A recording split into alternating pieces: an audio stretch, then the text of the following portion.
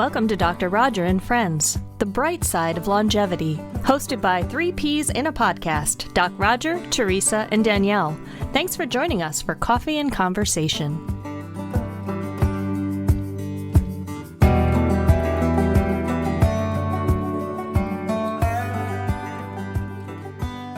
Well, welcome everybody. Thanks for being with us. And, this is a topic that we have not put off because it's not important. I think we've waited to address it because it is hugely important and probably the basis of our humanity, the basis of being healthy, the basis of living a good life. And that's about being connected to others, social connection.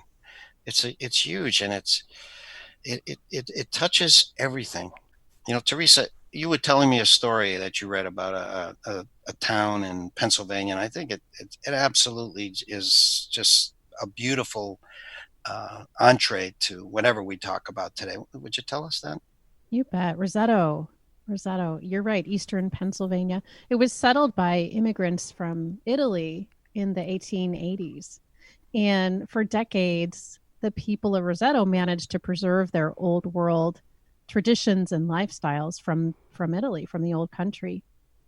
And interestingly, in the 1950s, it was reported that deaths due to heart disease were dramatically lower than the neighboring towns. And those neighboring towns were, of course, more typically American in terms of lifestyle.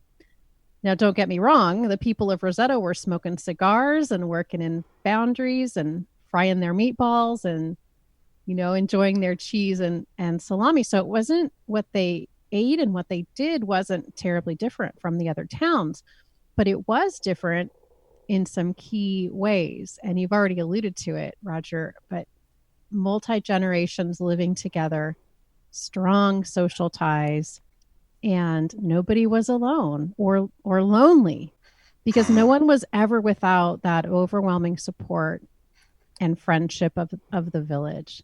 Wow. Yeah. I just came back from Italy. You guys were missing me, I'm sure. And, Indeed. And I saw this. I saw it even in parts of big cities, that culture, and it's not strictly Italian. I think it's kind of Mediterranean, but it's other places too. Sitting down and eating was, yes, it was a food thing. But more than a food thing, it was a connection thing. It was, paying attention to the stories and laughing together and just being together. It was and intergenerational. I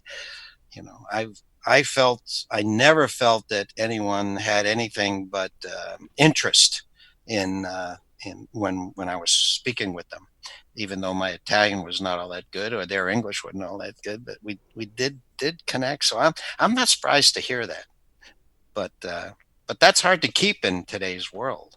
I was going to say, it sounded like you had a 2-hour dinner with connection versus 20 minutes with everybody looking at the TV or their telephone. It's tough. I bet they're even having trouble in Roseto. That's right. The traditions did indeed start to wear off, even as early as 1965. So it's been a while that those traditions have sort of been eroded, but they call it the Roseto effect. So it gives us something to aspire to. So the heart disease is getting more common now. Yes. Because things have changed, and I think I think the younger generation is more likely to move away rather than stay there and live away. So that, but this is no surprise. Here I go again, hunter gatherer, Roger. This is how we lived for eons. For most of the time, we've walked the earth. Intergenerational, tight knit, helping each other, sitting down, eating together, interacting, not particularly in a rush. And so if that's going away, we slit our wrists. What do we do? We can do something about this, can't we? Well, the research is so hopeful, I think, and inspiring. We can add 9 years to our life with just good social connections. That to me is just so powerful. That's remarkable. remarkable. And it's a good quality of 9 years because obviously, by definition, you're with others in a substantive way. They've done long-term studies in Michigan and in California.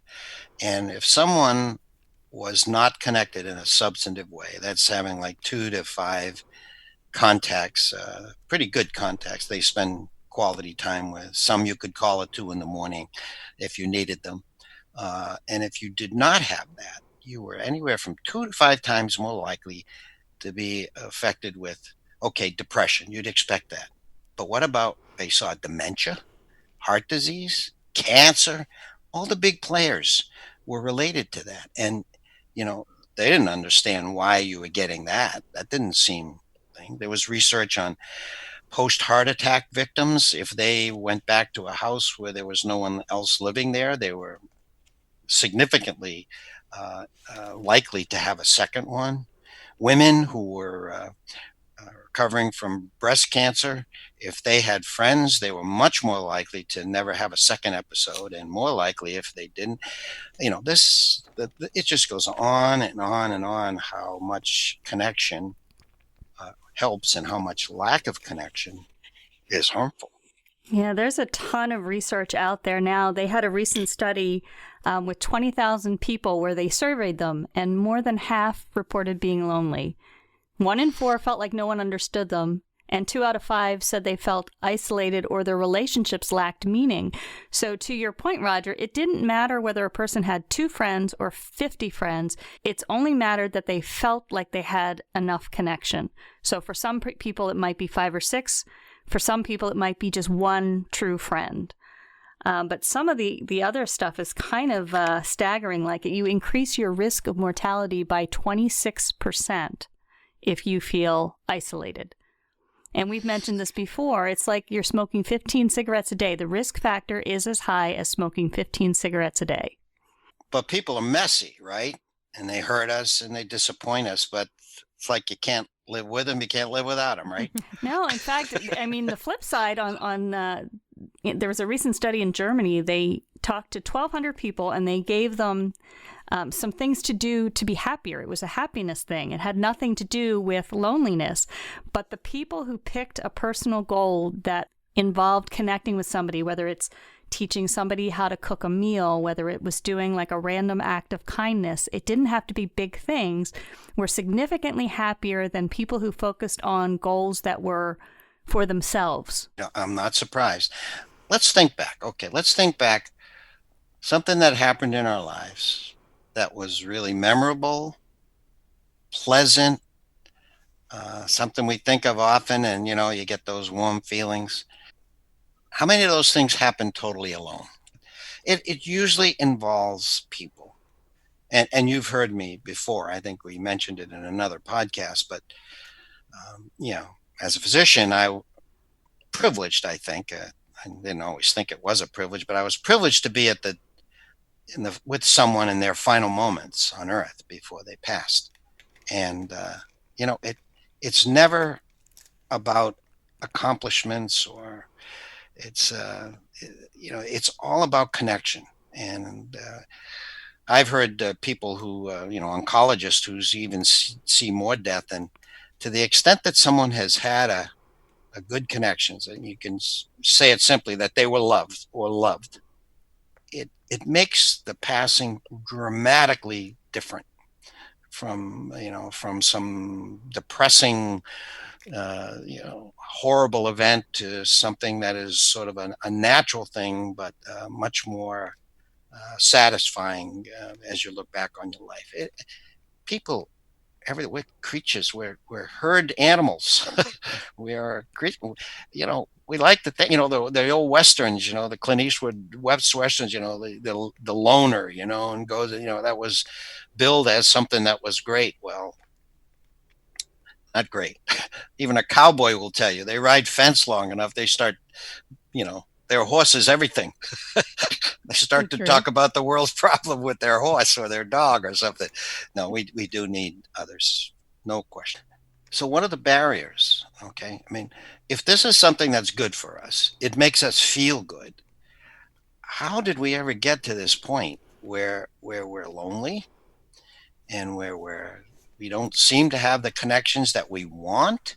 How did we get there? Technology, I think, is a big player. It's not the only player, but it's causing us to connect with people behind a computer, or we're staring down at our cell phone so that we don't have to interact with people around us. And some of that is contributing to social anxiety. There's 15 million people in the world who are diagnosed with social anxiety. And as we age, 1 in 5 older adults have it, and it gets significantly worse. So people are self-isolating. Yeah, we're self-isolating with technology. You know, this isn't, I think we're born with an inclination to connect to others, but not necessarily with the skills. Would you believe that I was shy as a kid? Nope. Well, I was. And so, multiple actions and reactions and relationships and interactions that didn't go were anywhere near as catastrophic as I predicted they would be. And, you get positive feedback and you get better at it. And then you begin to relish it. My wife is always embarrassed. I'm always asking servers their names and, and I'd like to get their whole life, but they're busy, so they can't. But it's a learned skill, but it's probably something maybe we have to do in small steps. What do you think, Teresa? We do. We don't learn it. And if you notice, there's so many people who engage in conversation, and they'll ask a question, but you can already see that they're already thinking about their response. They're not really listening. And so I think what goes a long way is showing real interest in another person, like you do, Roger, in a restaurant, or like I've seen you do in an Uber situation where you do have the time to get to know somebody. Showing genuine interest in another person and really listening to their responses, asking good questions and really listening and being present. I think those are the most successful, if you could use that word, social beings. Positive too. Everyone has a story. Everyone has a story. I had a fiction writer friend of mine, and we have a new fiction writer amongst us. We do. Danielle, indeed. what's the title of your book? Well, the first one's Data Collectors. The second one is the sequel to the Data Collectors, Breach of Contract, which is it's in production as we speak. Congratulations. Thank I you. know what that involves, and that's huge.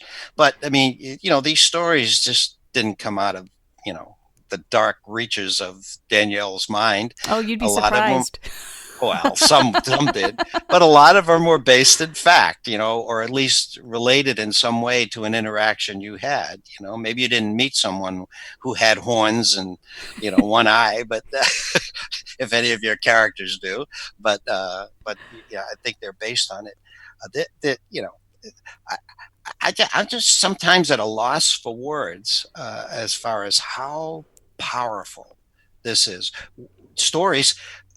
This was the currency of our whole world as humans, telling stories. And you guys may roll your eyes when I tell stories, but the fact is, this is what keeps our interest. It was the currency of interaction. And I have found with presentations that stories they'll get you over any hump that you may have. You could have the most boring topic in the world, and you tell a story related to it, and you're going to get some reaction and some interest. Yeah, and I think you hit on it earlier when you said people lack social skills.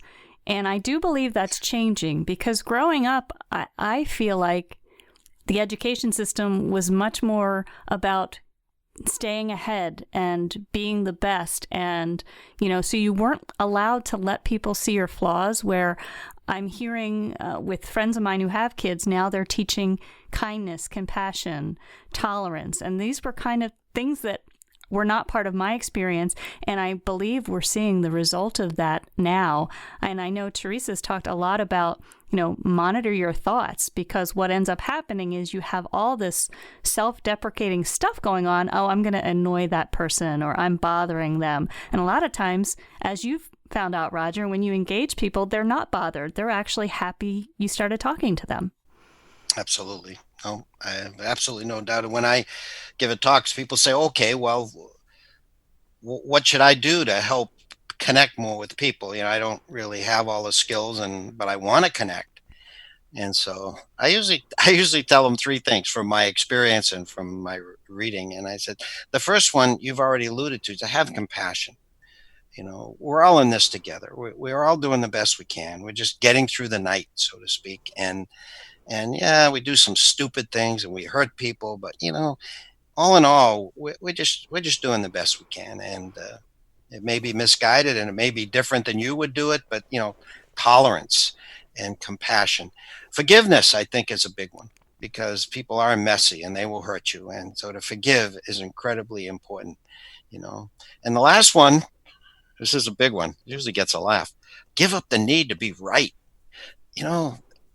Particularly during this era in my life, I've never seen it as much as now, where this is a huge barrier to significant social connection, a positive social connection. There's social interaction, but it can get violent. But it's about me and I'm right and you're wrong. And if you give up that need to be right, believe me, I've been married 50 years. Things go a whole lot smoother. Even though I still don't do it all the time, Paula will tell you. And when you're giving up the need to be right, you're giving up judgment, because Yes. People who get anxious about talking to somebody is like, oh, they're going to hate me. And when you realize they're not judging you and you stop judging other people, it just kind of opens this doorway. And that's where just being mindful of the other person and kind of tuning outward versus worrying about what's going on and how you're being perceived. You are correct. Teresa, you're the coach. So how do we kaizen ourselves into better social connection? Oh, I think lots of steps. First and foremost, small steps, right? Kaizen, easy, simple, eye contact, a simple hello, whatever feels doable. Maybe there's some technology that would help us. We've discussed that it could turn us away from social connection, but there's certainly technology, apps and such to bring us together, meetup groups being just one of many examples. Yeah, let's get a text or something out there. Let's all meet at the coffee shop, And so look what it did in Libya. Brought tens of thousands of people to a place all at the same time. So certainly it can bring us with a friend or two to make it happen. And what I particularly value, because I have actually done this, is that there were important people in my life who fell out for one reason or another. We went different ways, or it wasn't an argument or anything. We just sort of drifted apart. And with technology, you can find those people, and some of them I really wanted to thank, because they were very important to me at important times, and I just never got around to it. And it was a very touching experience. Wasn't a dry eye in the house. That's it. And if you haven't been on meetup.com, it's where people go to search out interests and hobbies, and everyone's welcome. So that's such a great example of something that didn't exist before, and now anybody can go to a meetup group and feel welcome and go hiking or just sit and have coffee. There's so many different groups, so it's definitely something to check out. You can treat it like a first date. Instead of, you don't have to go and have a whole meal. You can go and have a cup of coffee and tell yourself, hey, I'm just going to stay an hour and leave. And when you know there's an exit plan, you're not going to be stuck there being social forever. And bring a friend. And, and I think it's really important, if you know people who are self-isolating, to invite them and say, hey, we're only going to stay a half an hour, and then we'll go do something else. Well, it doesn't have to be a huge thing, talking in front of 500 people, or you're meeting a whole bunch of new, this can be just a little bit of a step at a time, and, but I guess to sum it up, we're better together, aren't we? We are. We can reconstruct maybe a little bit of Roseto in our own lives and reap the benefits.